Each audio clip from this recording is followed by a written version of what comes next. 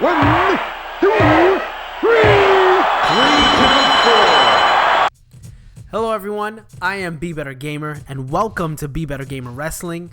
This channel is dedicated to the classic series of N64 wrestling games developed by Aki Core, which if you are unfamiliar were WCW NWO World Tour, WCW NWO Revenge, Virtual Pro Wrestling 64, Virtual Pro Wrestling 2, WWF Wrestlemania 2000, and WWF No Mercy. Thank you for clicking on this video, and I hope you stick around because in this video, it's the third part of my WWF No Mercy Tag Team Championship mode with none other than the new Age Outlaws. Here they come entering, and there's only one way to properly start this Let's Play. So, ladies and gentlemen, boys and girls, children of all ages, D-Generation X proudly brings to you its 6-time WWE Tag Team Champions of the World, the Road Dogg, Jesse James, the Badass, Billy Gunn, the new Age Outlaws. And if you're not down with that, I got 2 words for ya. Add a comment below, let me know how I'm doing, and any and all feedback is greatly appreciated. Wait, that's more than 2 words. Never mind. If you are joining me for the first time, in my Let's Plays I like to talk about the Aki games as well as explore the historical context of what was going on in WWF circa the time No Mercy was released, which was in November of 2000. And the subtitle for this episode is Wrestling Fans Love to Sing Along. The New Age Outlaws, that was part of what they used to do, specifically Road Dogg used to do when they used to come out. And if you grew up during the Attitude Era, or even if you just watch clips of back in the day with DX, you know that sing along very well. The New Age Outlaws, circa 1998, 1999, were the hottest tag team in the world. And was it because of their lightning fast moves and flips, or their matching ring attire? Spoilers, they didn't match. Their unstoppable tag team finishers? Spoilers, they didn't really have one. It was because, you know, I think every time their music came on, it was a happening. It was an event. They were rebels. They did things a lot of other tag teams didn't do, i.e. they didn't dress the same. Even though I mentioned I love it when tag teams do that, they didn't do that. They didn't wrestle like how everyone else was wrestling. They brawled a lot. They mixed things up. They cheated a lot. But they were indeed outlaws. But they were also really funny, and specifically Road Dogg, really good on the mic. They knew how to connect to a crowd. Early on, they knew how to get a crowd to boo them because they were heels when they started out. But once they joined up with DX, those boos became cheers, and they knew how to get fans to love them. And honestly, you can't boo someone with a great catchphrase, or you can't boo someone who has a really good sing-along. Fans love to sing along. Even if the person they are doing it with is supposed to be a bad guy, just ask The Rock. You know, this isn't sing along with the great one. You know, and even today there's several examples. Obviously the one that stands out the most is Enzo Amore. And instantly when he showed up on Raw coming in from NXT with Big Cass, the whole audience was singing along. And if you hadn't watched Enzo Amore in NXT, within a week or two, you're all caught up because you're just repeating everything that he's saying and everything that Cass is saying. So, New Age Outlaws, I feel like, I mean, there was a lot else, and we're going to talk into that about why they became so popular and how actually they were popular in such a small amount of time, considering they were both around for a while before that, and how they coexisted with the rest of the tag team division, and how they were kind of an anomaly in the tag team division and also in tag team history in general. We'll talk about that because I do think they were kind of an anomaly, as weird as that might sound for me to say right off the bat. But if you really look at the list of tag teams that have come through the WWE, none have really reached the sort of mainstream popularity that the New Age Outlaws did. Obviously, their connection with DX had a lot to do with it, but what other tag team can you really think of that was around for basically a year or two and created a legacy that lasted for decades just based off of their personality and charisma. They don't have any 5-star matches. They don't have any, wrestling clinics that they put on, epic 30-minute tag matches or ladder matches or steel cage. They don't have any of that. They have 1 or 2 notable matches really under their belt, if we're being honest, but they didn't need that. And we're going to talk about that. We're going to talk about how that is okay in wrestling, in my opinion. I don't mind. As long as they're entertaining and they have their thing, I'm all for it. I'm all for all types of different performers. And not everyone can be a 5-star match having, shooting star press, technical wizard. Not everyone can do that. Not everyone can grab a whole audience with their witty banter and sing-alongs like Road Dogg did. So, and it's actually really funny too if you look at the state of the year 2000 in regards to New Age Outlaws and comparing it to No Mercy. So No Mercy was released in November of 2000. WrestleMania 2000, the game that preceded this, well, the WWF game that preceded this, because Virtual Pro Wrestling 2 came out before No Mercy, but that was only released in Japan. So WrestleMania 2000 was released in October of 1999.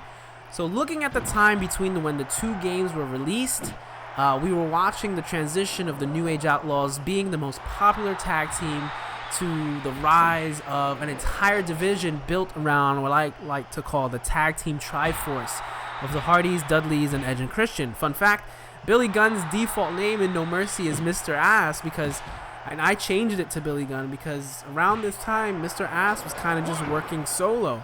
He actually was gone because the New Age Outlaws, so they won their 5th tag team championship from Mankind and Al Snow a week before Survivor Series 99. So if we're looking at from when WrestleMania 2000 was released, next pay-per-view was Survivor Series 99, and they held it until February's No Way Out pay-per-view of 2000, losing to the Dudleyz. And I talked about the Dudleyz in my last Let's Play video, so if you want to check that out, here they come right now, tag team champions, holding it up.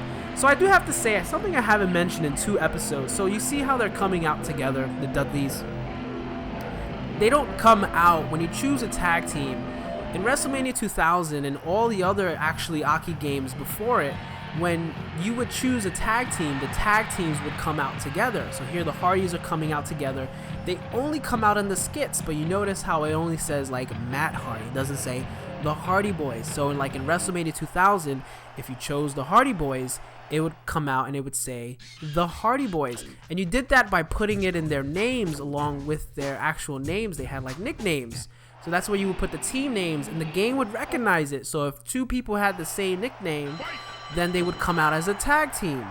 So you would put like New Age Outlaw, and then they would come out as the New Age Outlaws. That was in Virtual Pro Wrestling 2, Virtual Pro Wrestling 64, Virtual Wrestling 64 and World Tour, everyone just started in the ring, but that was even in WCW NW Revenge, when you would choose tag teams for tag team matches. They didn't have the names of the tag teams really for some of them, but they would still come out as a tag team. Same thing in WrestleMania 2000, everything. And in No Mercy, for some reason, and I always skip the intros because I want to save some time in the video, they don't come out as a tag team. And, there was never really a clear answer given. I think a lot of people just generally think because they updated the graphics engine, maybe there wasn't enough room in the memory. Maybe they had too much memory going on with the entrance. They also lost the full entrances too. We lost the full entrances that we had in WrestleMania 2000. Everyone, and even in WCW NW Revenge, where they had a full entrance to the ring. In No Mercy, they only come down to Titantron, and that's it. So I always just thought it was weird how in the cutscenes they would come out as a tag team, but not in the actual tag team match. And that always bugged me about No Mercy. That, I don't know, there's just something about seeing the tag teams come out. When you pick a tag team, you want them to come out together. To see, to hear, Matt Hardy's music hit, the Hardy Boys music hit, and it's just Matt Hardy, and then you got to sit through it again, and it's Jeff Hardy. It's like, all right, let's get the ball rolling. We know it's the Hardy Boys. Have them come out together. So I just thought I should mention it because I realized in the past 2 Let's Plays, I haven't talked about it, and that's a really big thing about No Mercy that No Mercy doesn't have. So anyway, the New Age Outlaws, they won their 5th tag team championship a week before Survivor Series 99, held it to No Way Out. After losing it to the Dudleyz, DX would kick out Billy Gunn, and this was at a time where DX was in their 2nd reunion, I should say. There was multiple reunions, 2nd or 3rd reunion for DX. So it wasn't really, as cool as DX when they originally had the New Age Outlaws. But Billy Gunn injured his shoulder in that match, and he had to go away for surgery. So what they used to do a lot of times is, if they could, they would work a wrestler's injury into one of the angles, so Billy Gunn wasn't cool enough, and they kicked him out. Road Dogg, X-Pac, Triple H turned on him. It wasn't that really big of a deal because at that time DX wasn't really, it didn't have the same momentum they had behind it as opposed when they first got together. So we'll talk about when DX first got together, but I just want to run through what was going on in the year 2000. And Gunn would return a few months later, forming an alliance with China, and the closest we got to another New Age Outlaws reunion was actually at Survivor Series 2000, where Billy Gunn and China would team up with Road Dogg and K-Quick in a Survivor Series match against the Radicals. Gunn wasn't Mr. Ass anymore, though. He was the one Billy Gunn. Road Dogg would be released in early 2001, and Billy would go on and have another brief tag team with Chuck Palumbo from 2001 to 2002, where they beat Billy and Chuck. So I'm fast forwarding this match because I'm supposed to lose this match, and I try my best to keep knocking Billy Gunn out of the ring so that the Dudleyz could take the opportunity to beat me easily, but that doesn't seem to be working. So I just stand there and it's much harder to lose the tag team matches than it is to lose the singles matches. But there I go, I eventually lose. And speaking of the New Age Outlaws splitting up, so this championship path, as much as I enjoyed having to play as the New Age Outlaws and talk about them, I really did not end up liking this championship path because they split up. The team break up, and so now me and Billy Gunn are gonna fight, and the scenario is gonna be completely out of whack. So say goodbye to the New Age Outlaws teaming up. I think this is kind of lame. I get it. There's storyline where tag teams break up. I'm recording this just a few days removed from watching DIY split, Tommaso Ciampa turning on Johnny Gargano. At the spoilers, if you haven't seen it, everyone's seen it by now. Goldust just turned on R-Truth. So it happens. It's been happening since the dawn of tag teams. But when you're playing a tag team championship path, I want to play as the New Age Outlaws. Now I can't play as a New Age Outlaw, so now I am effectively just playing a career mode with Road Dogg, and that's kind of lame to me. I wanted to play as the New Age Outlaws, but whatever, we're gonna work with it. So here we go, hardcore match. Again, I skip all my singles matches. What's the point? There you go. Take that, Billy Gunn. It looks like Billy Bunn because the text is so close together. Anyway, so the year 2000 wasn't all that for the New Age Outlaws. They really were being kind of transitioned out, mostly because of Billy Gunn's injury. But the Triforce was forming. Obviously, they lost the championship right before WrestleMania, and WrestleMania you'd have that triangle match with the Hardys and the Dudleyz, which I talked about in both their Let's Plays. So shouldn't this be a WrestleMania 2000 Let's Play then? Is what you're asking? You should be asking that. It should. I just haven't got to WrestleMania 2000 yet. It's coming. But I wanted to give them credit because in a very short time, they managed to create a legacy where up until today, they are one of the most memorable tag teams of all time, as well as one of the most popular. I mean, they are synonymous with DX, who is synonymous with the Attitude Era, which is WWE's most recognizable and arguably most popular period of wrestling. They managed to win the World Tag Team Championships 5 times from 97 to 99. They are a one-time WWE Tag Team Champions. I've talked about this before. The World Tag Team Championship is different from the WWE Tag Team Championship, which is now named the Raw Tag Team Championship. They won that when they came back in 2004, beating Goldust and Cody Rhodes, actually. Held it for about a month before losing it to the Usos, but 5-time World Tag Team Championship just within that time frame from 97 to 99, again, late 97 to late 99. So I got to choose a partner. So I choose, who am I going to choose? Austin, Venus, Godfather. The choices. Such good choices. Edge didn't want to be my partner for some reason. So here I go. I feel like Road Dogg and Godfather would make a good pairing. You know, they would fit their styles, their personalities. So I think Godfather, you know, do I fight him or was that the last one? I think the last one I had to fight. I wasn't paying attention just now.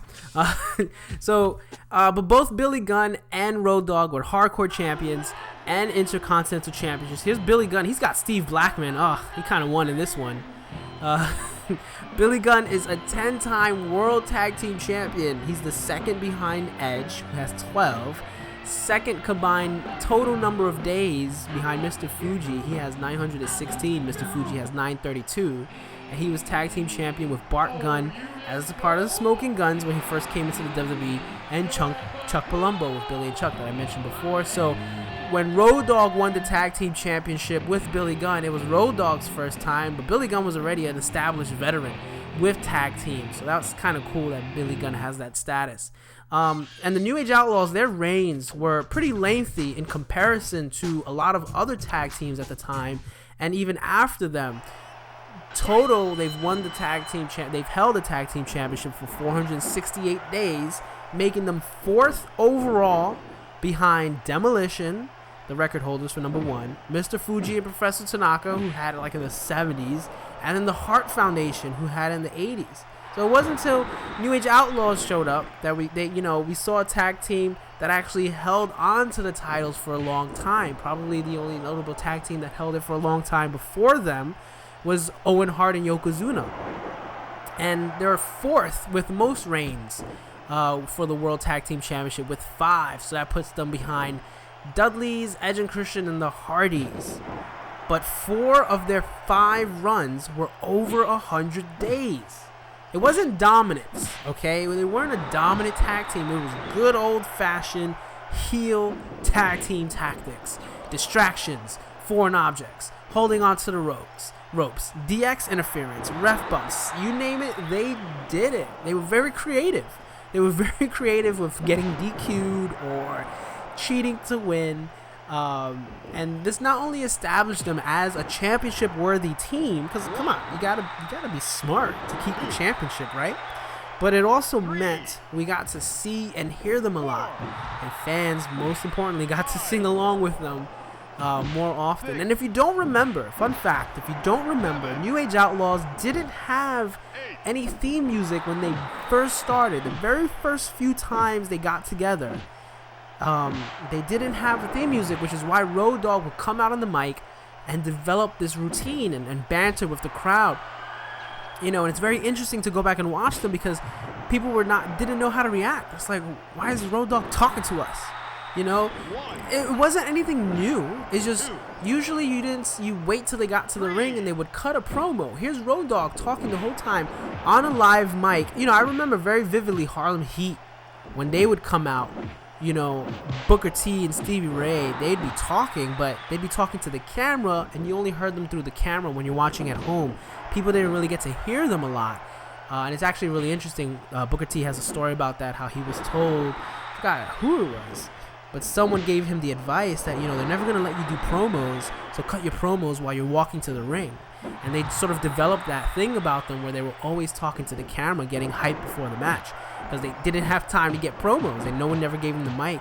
So Road Dogg took it one step further. He was given the mic and he was able to go out there, and that was like their selling point. You know, they had humble origins before they got together. I mean, we all kind of know the story of how they got together.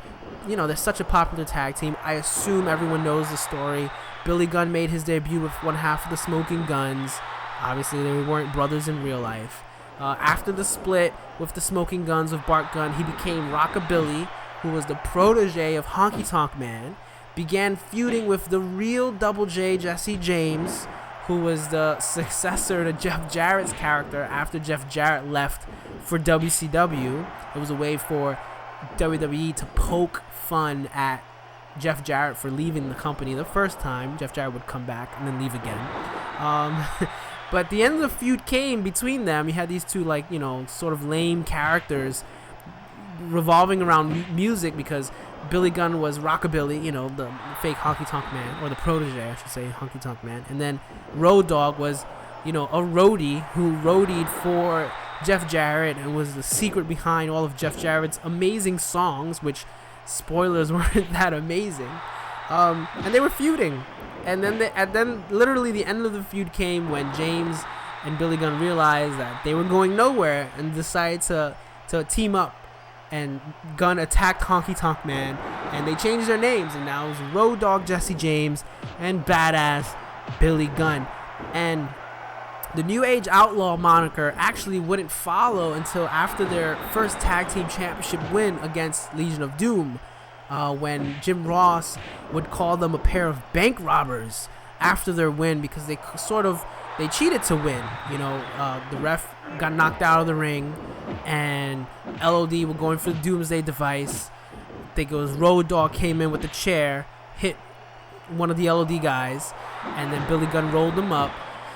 Road Dogg ran out of the ring, the other LOD member chased him, and then a new ref came in, pin 1, 2, 3. So they kind of stole a victory. They were the underdogs. When they came out with the LOD shoulder pads. They were making fun of LOD, but it wasn't like the fan was cheering with them. They didn't really know what to think. The New Age Outlaws had been racking up a few wins before that, but they were still coming into their own. They didn't have matching attire, and they never would. They kind of just wore whatever. I mean, we recognize what they wear now, and what Road Dogg is wearing in the game and stuff like that, but really, like, they came out in South Park shirts and just whatever. The appeal was that they really were two guys who were frustrated with being treated as a joke, and now they wanted to be taken seriously. And I'm gonna let that sit for a little bit. Think about some teams right now that are being taken as a joke, and how easily we can just make that switch happen. And I even talked about it with the Dudleyz in the last one, how the Dudleyz and ECW were a joke. The Hardys were enhancement talent when they started out. Same thing with the Outlaws. They were going nowhere, and they decided to take it about, we could do something. If we could just be ourselves, and that's what the Attitude Era was all about, but if we could just be ourselves, we can get a reaction from the fans better than this stupid rockabilly gimmick and roadie gimmick. So that's how they started, and a lot of it was organic. A lot of that was organic because it was just them trying it out, and it worked. They were really successful. They would feud mostly with LOD and various other people, but I think it was really WrestleMania 14 that put them on the map. Obviously, they feuded with Cactus Jack and Chainsaw Charlie, a.k.a. Mick Foley, and Terry Funk, if you don't know, in a dumpster match. Classic. Anyway, I mentioned in the beginning, they don't have too many notable matches under the belt, but this is one of them. This is probably the best match they were in. Tag team match, WrestleMania dumpster match. Previously, they threw Cactus Jack and Chainsaw Charlie off the ramp in a dumpster in one of the most infamous moments that the New Age Outlaws did. They would lose the titles that night, but then the next night is when history would happen. That was the same WrestleMania where Stone Cold Steve Austin beat Shawn Michaels, so now Triple H was without Shawn Michaels. It was just him and Chyna. So they try to rebuild DX. They brought in X-Pac that night. X-Pac showed up, coming over from WCW where he was 6, joined Triple H, and then at the end when New Age Outlaws would have their rematch with Chainsaw Charlie and Cactus Jack, Triple H and X-Pac would come into the steel cage, and DX would be formed. They would win the tag team championship, and the rest is history. Everyone knows about DX and everything, but that was all about, after that, it was straight to the main event for the New Age Outlaws, because they would feud with Mankind or The Rock or Stone Cold or Kane or Undertaker or all these people, because that's what DX feud with. They were the top stable up until the Corporation showed up. So I'm not going to get too much in detail about that, because we know about, I hope you all know. I mean, most Attitude Era fans know all about the craziness with DX and the Corporation, so I won't go into too much detail. And WWE, if you have the WWE Network, oh my god, they have so many things about that. But let's look at that. It's really, if you think about it, for the New Age Outlaws, it's all in the timing for them. You talk about all those guys who were successful in the Attitude Era. I mean, the Attitude Era itself was a boon, and the New Age Outlaws are a prime example of that. Just look at the competition they had during their first title reign. After they won from LOD, they've had championship matches against, and they either won these matches clean, barely clean, or won by DQ or some other shenanigans. But they all had tag team matches with these people: LOD, the Godwins, the Headbangers, the Truth Commission, remember them? Cactus Jack and Chainsaw Charlie, Flash Funk, and Tom Brandy. I'll give you a few seconds to think about who that was. Salvatore Sincere, remember him? And then DOA, 8-Ball and Skull. Spoilers, none of those teams are going to be showing up in my tag team Let's Play. I did make a Headbangers call. Go check that out, because they were in WrestleMania 2000, and they have their outfits and pictures in here, so I made them. But that was the tag team division. That was the tag team division when the New Age Outlaws stole their win, and they were the up-and-coming tag team. So not a lot there, to begin with. And then their second reign, so after they won it after the day of WrestleMania, they held it to about July. Again, holding it for a little more than 3 months. LOD again, Chainsaw Charlie and Cactus Jack again. This time they had a match or two with Owen Hart and The Rock, part of the Nation. The New Midnight Express, Bob Holly and ironically Bart Gunn. The Headbangers again. DOA again, still around. And then Mankind and Kane would take the titles off of them. They would have a feud with Mankind and Kane. Again, this was a main event feud. It would go into SummerSlam. They would regain the titles in SummerSlam from Mankind. But Mankind and Kane weren't like, a legitimate tag team. They just teamed up. It's like who is it now? Like who we can say? Like, it's like when, I don't know, I guess when Samoa Joe and who was he teaming up with? What just happened on Raw? It was Roman Reigns and Seth Rollins. Oh my god, it happens all the time. I can't remember. Roman Reigns and Seth Rollins against Samoa Joe, and I'm blanking because it happens so many damn times that I can't even remember who he was teaming with. But they weren't a tag team, is my point. I can't believe I'm forgetting. It's like someone big. Oh my goodness, I'm tired. Anyway, so there wasn't a lot. There wasn't a lot there. They were just all thrown together, and all the other tag teams that were quote-unquote official tag teams. I mean, come on, the New Midnight Express, really? The Nation with Owen Hart and The Rock. The Rock wouldn't last long with the Nation. And him and Owen Hart weren't really like, a tag team that would go on to win like a bunch of titles and stuff like that. Headbangers, low-level tag team, low tier. We're talking low tier. DOA, super low tier. All right, if we're gonna LOD high tier, but at that point LOD was on their way out. They were on their way out of WWE, out of their prime. So unfortunately, you can't really put LOD in that conversation of making this amazing tag team division with the New Age Outlaws, because there was nothing to make of it. So their third reign from SummerSlam to December of '98, you had them feuding with the Nation still. So they would have a match with Mark Henry and The Rock. Southern Justice. Do you remember Southern Justice? Because I did it, and then I saw the picture, and it was the Godwins in suits, and then I was like, oh, I remember this bad gimmick. LOD 2000, which was Animal and Draws, and we all know how that ended. Headbangers was still around. DOA was still around, and then they had a feud with Al Snow and Mankind. Pre-Crisis Hardy Boys, okay, before they were the Hardy Boys. D'Lo Brown and Mark Henry, they were around for a little bit. The Brood, Edge and Gangrel, which was a cool tag team, but didn't last very long, obviously. I talked about that in my Hardy Boys Let's Play. And then Ken Shamrock and Boss Man would take the titles off of them, again, going into the angle where Corporation fought DX. So, again, still not a lot of tag teams. You had a whole year, pretty much, year and a half, with the New Age Outlaws running around, being the tag team champions for the most of it, and there's still not really a tag team division. It's if you watch WWE at the time, a lot of the New Age Outlaws moments came from being in DX, the skits they would perform, coming out and mocking the Nation, peeing on the tour bus, invading WCW. a lot of what we remember, and causing people the title, interfering with Shawn Michaels, Stone Cold, interfering with The Rock, interfering with The Undertaker, all these things, throwing Mankind off of something, like that's what was going on with them. And then every now and then they would have these tag team championship matches, but it wasn't building a division like how it was with the Hardys, Edge and Christian, and the Dudleys once they had that triangle ladder match after WrestleMania. Their fourth reign, that's when you start to see it pick up, because it's late 1999 now, so they have a brief feud with like Rock and Sock.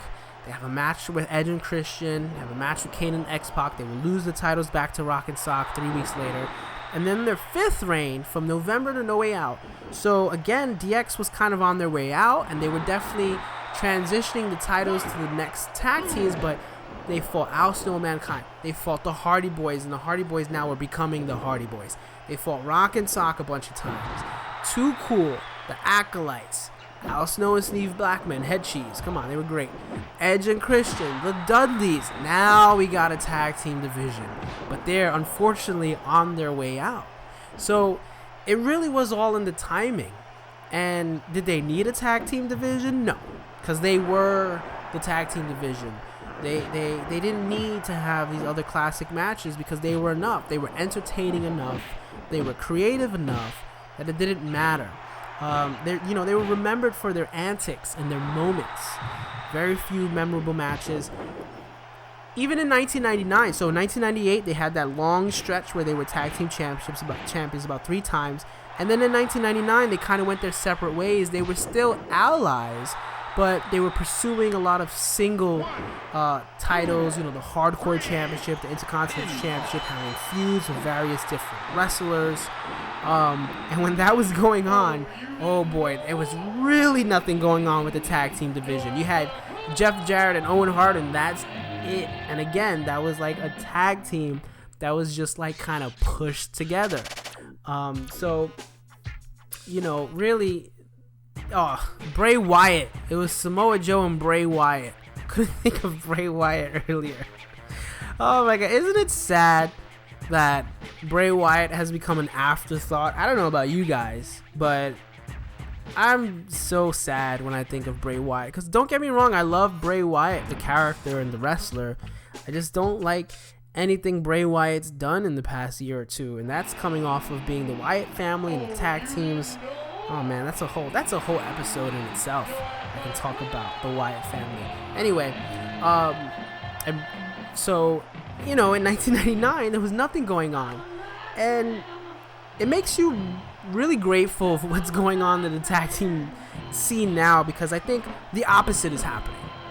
I think you have a lot of great tag teams, but the tag team division isn't on fire. You have a lot of great tag teams, but there's not really a tag team that captures the audience and grabs their imagination and their attention like the Hardys, Edge and Christian, and Dudleyz did, like even Road Dogg and Billy Gunn did. So we have Enzo Amore and Colin Caston, and they come out and they have this great sing-along. My name is Enzo Amore. He does his whole shtick, and you can't teach that. But you also can't teach what the New Age Outlaws did, and right now Enzo and Cass aren't really doing that. Is it because they're not given storylines to work with? Is it because they're not part of a main event thing? I don't know. There's a lot of ifs, there's a lot of maybes, but what I do know is that the tag team talent that's available right now in Raw, in SmackDown, in NXT is way better than the tag team division that was going on in 98, 99, but they're not getting the reactions that the New Age Outlaws got. And it was just them. No other team was getting that reaction. Okay? And just imagine if we had 1 or 2 teams that could get the reaction that the New Age Outlaws could. Oh, you would have a division. You would have a division instantly. It's just for some reason, and I'm a big believer of that. I don't even think really anyone really talked about it or debated it, but I would have liked to see when they did the split, the draft split. One of my biggest fears was like, let's not have 2 tag team championships again. Let's not have 2 women's. Let's not have 2 of everything again. Can we have 1 of each? Okay. And I would have liked to see the tag team division be exclusive to one brand. And you compensate, like, okay, we have the women's championship on one brand, okay, and thus not split the women's division, and then you have the tag team division on one brand, and you wouldn't split it, so that you can build up those divisions. Splitting it, I think you lose the opportunity to have divisions that were kind of already suffering and getting the limelight, and now they're spread even more thin than they were before, and you can't make a division out of it. You can't make a division out of 6 tag teams when only one tag team is technically really a tag team, and they're not even all that popular with the audience. You know, you have the Hardy Boys are back, and I think they're back to help the tag team division grow. Again, it would be a lot better to see the Hardy Boys being able to work with the entire tag team division, as opposed to just being stuck with working with Sheamus and Cesaro and the club every week.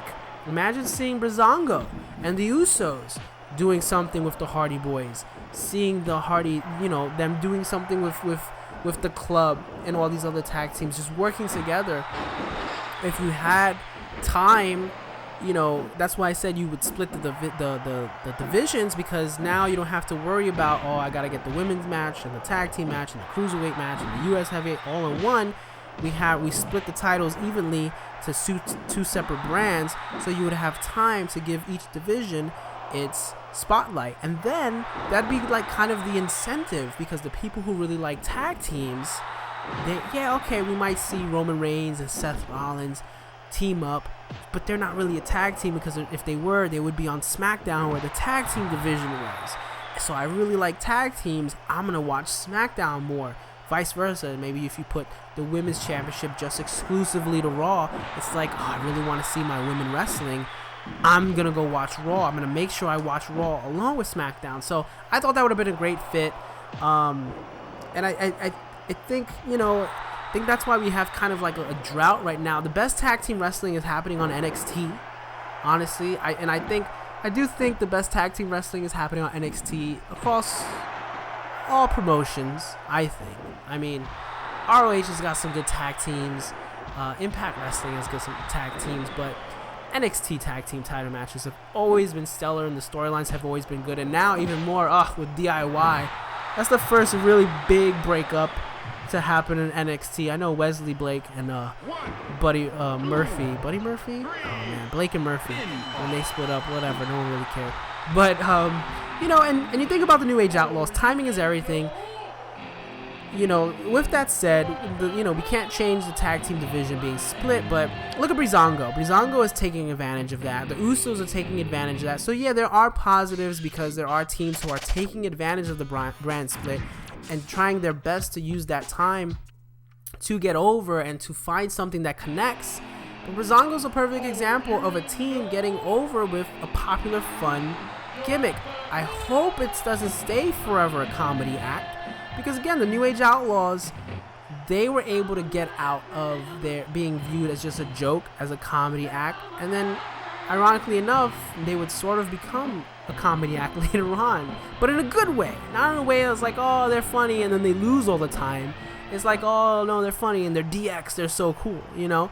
Maybe that could happen with Breezango. I don't know. I hope that for a lot of tag teams. I hope. Look at Jinder Mahal. He's a champion now, right? He was 3MB, and now he's the WWE champion. I hope that with every wrestler. I hope every wrestler can find, and every team can find their personal voice, their outlet, and succeed. And, you know, the sky's the limit. The New Age Outlaws, on paper, didn't make sense as a tag team. Didn't make sense if you really think about it. Just 2 random guys with random gimmicks thrown together, and what's their gimmick now? They're themselves. Ooh, you know what I mean? Like, you know, if you really think about it, like, but they were, you know, desperate times call for desperate measures, and I don't think WWE is desperate right now, but I do think there's a lot of missed opportunities and missed moments happening, and it's a shame, because I think the level of talent they have is probably the best level of talent they've ever had. I mentioned how Attitude Era was arguably the most popular moments in WWE, and it definitely was. But if you're gonna compare just pure talent, you gotta look from the top to the bottom of the roster, and that top of the roster in Attitude Era stops after a certain point. The talent, the level of talent that's in the WWE roster right now, not even including NXT, is so good. Even the lower tier guys like Breezango are really good, which is why when you give them just a little bit, they can do a lot with it. And I don't know, I feel like the New Age Outlaws should have always been that template. Obviously, right after the New Age Outlaws, they gave those opportunities to the Hardys. They gave those opportunities to Edge and Christian. They gave those opportunities to the Dudleys. They were, in a way, even though they were playing characters, but they still were playing parts themselves that I think were inspired from what the New Age Outlaws did. And I think you can have that now. I mean, we have tag teams like the Authors of Pain, the Revival, the Usos, Jordan and Gable, American Alpha. You know, we have these great tag teams that I think if they were allowed to be themselves, if they were allowed to get the audience to sing along with them, to feel like they are a part of their journey, you would have an on-fire tag team division. So that's why I like looking back at these tag teams and seeing that. I feel like we can all learn something and compare. So there you go.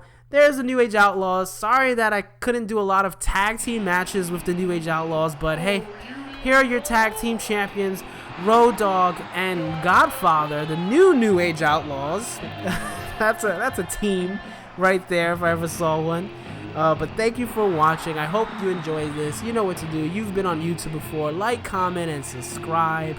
Next week I'll have another Tag Team Championship Let's Play. So until then, as always, I am Be Better Gamer, and keep watching all the wrestling. Thank you.